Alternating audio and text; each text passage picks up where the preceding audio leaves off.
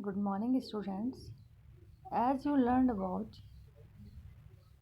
effect of temperature and pressure and interconversion of states. Now our next topic is evaporation. When you wash the clothes and hang outside for drying, after some time they will dry up. The temperature is about 30 to 40 degrees Celsius outside. Similarly, if you drop water on table or on floor, you observe that water vanishes after some time at room temperature. So, where does the water go and what happened to the water? In both the cases, a process takes place that is called evaporation. Evaporation is the process of change in liquid state to gaseous state below its boiling point. Evaporation is the surface phenomena, and we know the boiling point of water is 100 degrees Celsius. So we see that evaporation process takes place below 100 degrees Celsius. As temperature increases, kinetic energy of the surface particle also increases, and due to high kinetic energy, the force of attraction between the molecules decreases, and due to low force of attraction, the particle present in the surface starts moving outside slowly and converted into gaseous states. Now next is factor affecting evaporation. There are mainly four factors which affect our evaporation process. First one and most important is the surface area. When we increase the surface area of anything, we see that evaporation process goes faster. Let us perform an experiment. When we put same amount of water in a plate or in a greater surface area, or the same amount of water in a glass, and when we observe in the next day, we see that the amount of the water in the plate will be reduced, whereas the amount of water in the glass will almost be the same. So we observe that when we increase the surface area, the evaporation process goes faster. That's why when we want to dry up our clothes, we spread them properly. Means we increase the surface area of the clothes so that they can dry up soon. Now next is effect of temperature. When we increase the temperature, the evaporation process increases.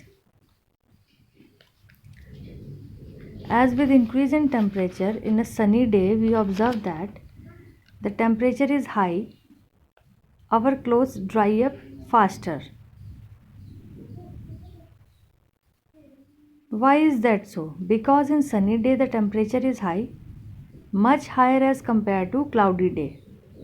On sunny day, greater number of particles absorb the heat from surrounding, so greater number of particles escape in the form of gases.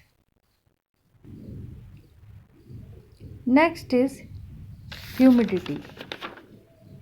What is humidity? Humidity is the amount of water vapor in the air. How we know that water vapors are present in the air? To observe the water vapors, we perform an activity like if you take very cold water bottle from refrigerator and put it outside, you see liquid droplets outside the bottle after some time. As we take cold drink or some water bottle from refrigerator, we after some time we see small droplets come outside the bottle.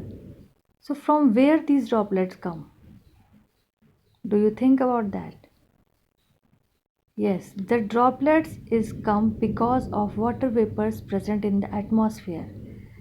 water vapors are present in the vapor form in the atmosphere. But when these vapors are come in contact with cold surface, they will condensed out. Condensation process takes place and the vapors are converted into liquid. So small droplets come.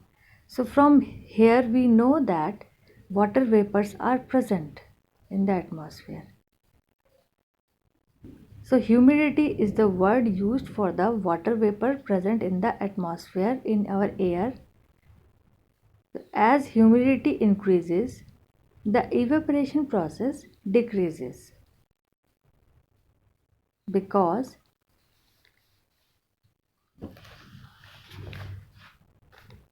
the air around us cannot hold more than a definite amount of water vapor at a given temperature. If the amount of water in air is already high, the rate of evaporation decreases. That's why we said that in rainy season we said that the weather is very humid.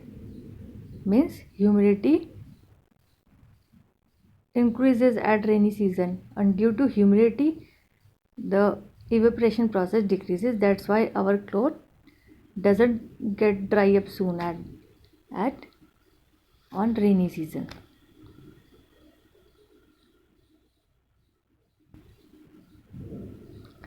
Next is as dependence evaporation increases with the increase in wind speed. Clothes dry up faster in windy day as wind carries the water vapors fast. Evaporation increases. So these are the four factors on which evaporation process depend: surface area, second temperature, third humidity, and fourth is wind speed. Now next is how does evaporation cause cooling?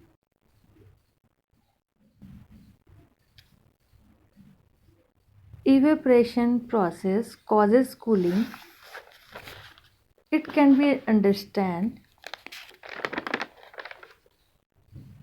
by a simple activity. When we are sweating and we sit in front of a fan, we feel cooling. Why?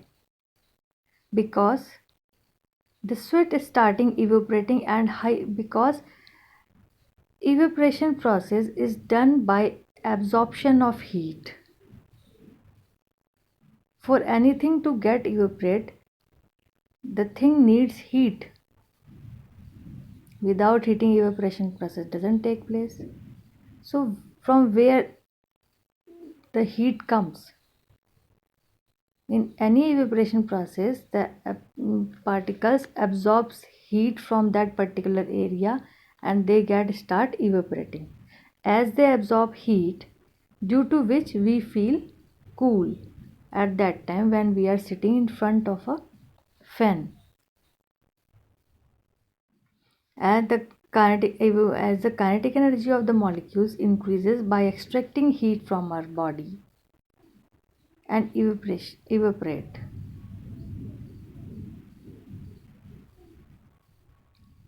Next is our next question is,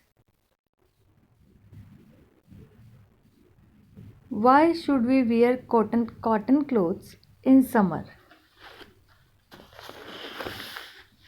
We have to advise that to wear cotton clothes in summer. Why? Because the reason being that during summer we sweat a lot. Now cotton is a good absorber of water, therefore it absorbs sweat from the body and exposes it to the air. Due to increase in surface area, sweat evaporates by absorbing heat energy from the body and the cotton clothes. As a result, our body feel cool and comfortable.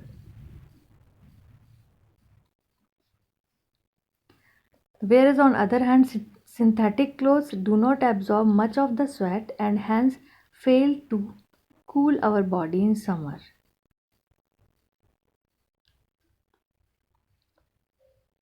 So next is, why do we see water droplets on the outer surface of glass containing ice cold water?